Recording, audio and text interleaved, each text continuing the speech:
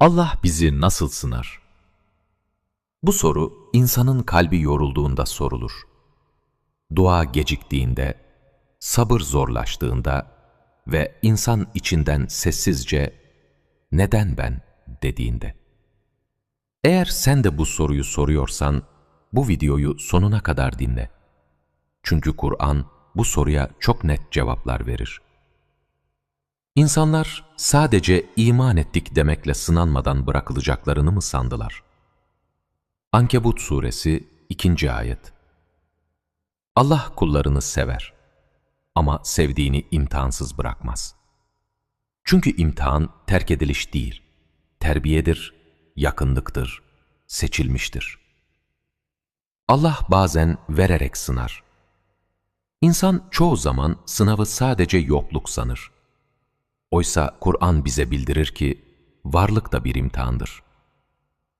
Eğer şükrederseniz elbette size nimetimi artırırım. İbrahim suresi 7. ayet. Allah mal verir ama bakar, şükür mü edecek, kibir mi?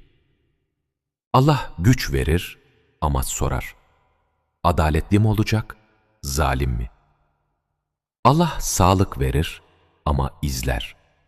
Unutacak mı yoksa her nefesinde hatırlayacak mı?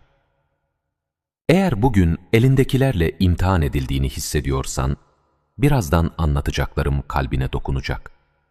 Sonuna kadar dinle. Allah bazen alarak sınar ve bazen Allah alır. Sevdiğini alır, sabır var mı diye. Kapıları kapatır, güven devam ediyor mu diye. Duaları geciktirir, kul vazgeçecek mi yoksa daha mı sarılacak diye. Andolsun ki sizi biraz korku, biraz açlık, mallardan, canlardan ve ürünlerden eksiltmeyle imtihan edeceğiz. Bakara suresi 155. ayet. Ama ayet burada bitmez. Sabredenleri müjdele. Belki şu an bir şeylerini kaybettin ama bu kayıp bir son değil. Lütfen videonun sonuna kadar kal. Allah asla zulmetmez. İnsan bazen acının içinde şunu düşünür: bu bana haksızlık mı? Kur'an buna net cevap verir. Allah kullarına zerre kadar zulmetmez.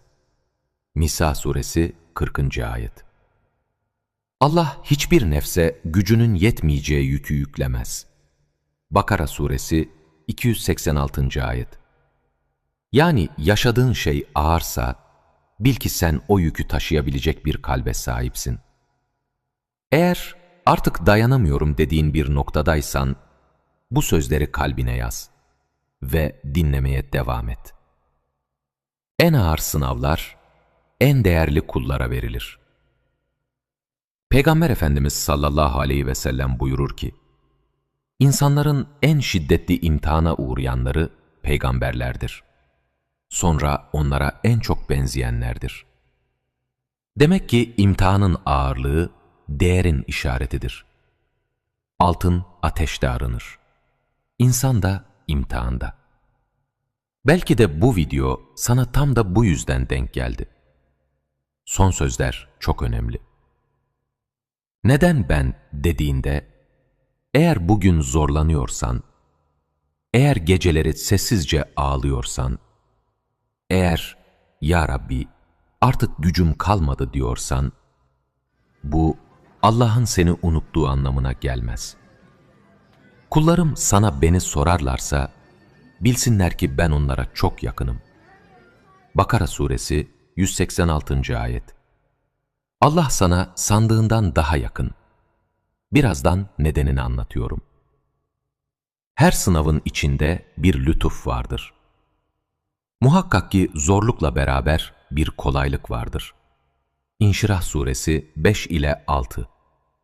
Ayet sonra demez, beraber der. Yani zorluk varsa aynı anda bir kolaylık da vardır. Ama bazen biz gözyaşlarımızdan onu göremeyiz. Kalbe dokunan son ise sabret.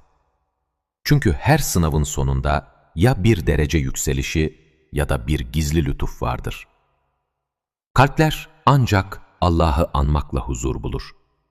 Ra'd suresi 28. ayet. Ve unutma, Allah kırdığı kalplere en yakın olandır. Sen şu an hangi imtihandan geçiyorsun? Allah seni neyle sınadığını düşünüyorsun? Kalbinden geldiği kadar yorumlara yaz. Belki senin yazdığın bir cümle, başka birinin duasına sebep olur.